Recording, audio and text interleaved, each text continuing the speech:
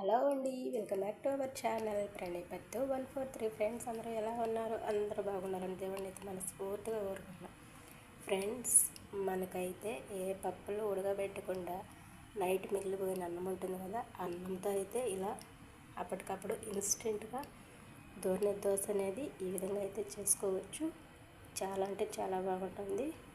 మనకి ఇంకా చట్నీలు కానీ నేనైతే పప్పుతో అనిపించింది, పప్పు అయితే వేసుకున్నాను. ఇంక ఇప్పుడు ఇది ఎలా చేయాలో దీనికి ఏమేమి కావాలో చూద్దాం. వీడియోలోకి వెళ్ళిపోయిన చిన్న రిక్వెస్ట్ అబ్బా, ఫస్ట్ టైం మన ఛానల్ ఎవరైనా చూస్తుంటే సబ్స్క్రైబ్ చేసుకోండి, అలాగే లైక్ ఇవ్వండి. మీరు ఇచ్చే లైక్ వల్ల వీడియో అనేది చాలా వరకు రీచ్ అవుతుంది.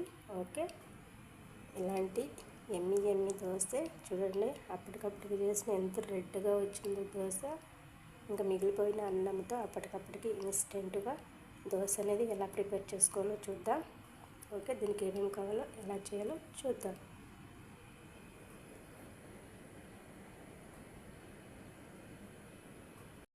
ఇక మనమైతే రాత్రి మిగిలిపోయిన అన్నం ఉంటుంది కదా, అదైతే ఒక కప్ అయితే వేసుకున్నాను.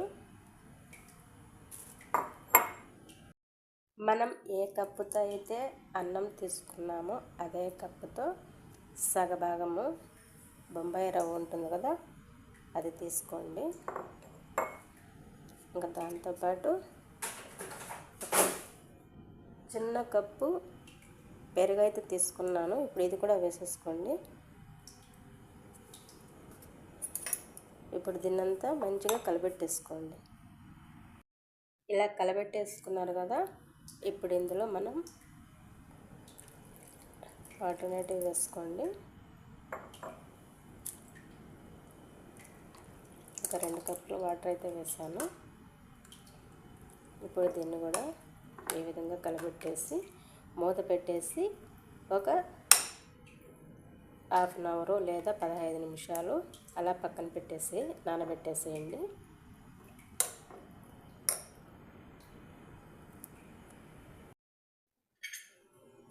హాఫ్ అన్ అవర్ అయితే ఈ విధంగా అయితే నానబెట్టేసాను. రవ్వ అంతా మంచిగా నానిపోయింది కదా, ఇప్పుడు దీన్ని అయితే మనం మిక్సీ జార్లో అయితే వేసేసుకుందాం. ఈ విధంగా అయితే మిక్సీ జార్లో అంతా వేసేసుకున్నాను. ఇప్పుడు దీంట్లో కొంచెం వాటర్ వేసుకోండి.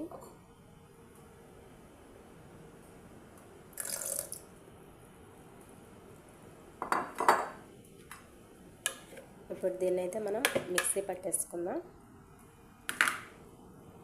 పిండిని అయితే ఈ విధంగా అయితే మెత్తగా మనం మిక్సీ పట్టుకోవాలి. మనం దోశ పిండికి అయితే ఎలా పట్టుకుంటామో ఆ విధంగా పిండిని అయితే మిక్సీ పెట్టుకోవాలి. ఇప్పుడు దీన్ని అయితే బౌల్లోకి ట్రాన్స్ఫర్ చేసుకుందాం.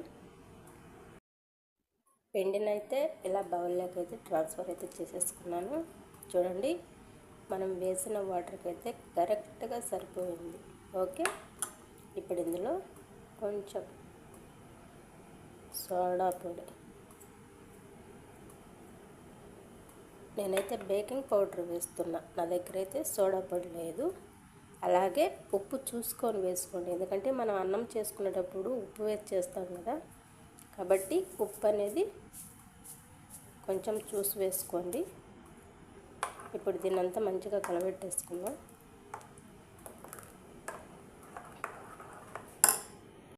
పిండినైతే ఉప్పు సోడా పడేసి ఈ విధంగా అయితే కలిపేసుకున్నాం కదా, ఇప్పుడు లేట్ లేకుండా దోశ అయితే వేసేసుకుందాం. పెనం అయితే పెట్టేసుకొని ఈ విధంగా అయితే దోశ అయితే వేసేసుకున్నాను. ఓకే, దీనిపైన అయితే ఆయిల్ అయితే వేద్దాం.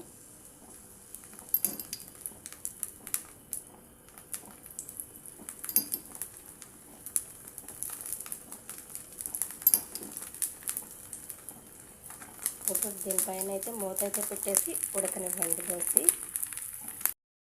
దోశ అనేది. ఇప్పుడైతే మనం తిరగతిప్పుకున్నాం.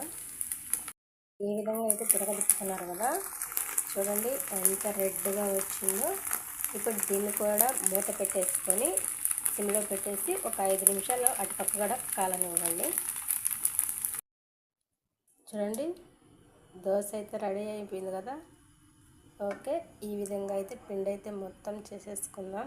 చూసారు కదండి, సింపుల్గా మనకు ఇంట్లో ఏమీ లేనప్పుడు అన్నం మిగిలినప్పుడు ఇలా అప్పటికప్పుడు ఇన్స్టెంట్గా దోశ అనేది ట్రై చేయండి. చాలా అంటే చాలా బాగుంటుంది. వీడియో కనుక నచ్చినట్లయితే ప్లీజ్ లైక్ ఇవ్వండి. కొత్తగా ఎవరైనా మన ఛానల్ చూస్తుంటే సబ్స్క్రైబ్ చేసుకోండి. Thank you for watching my channel. Okay bye.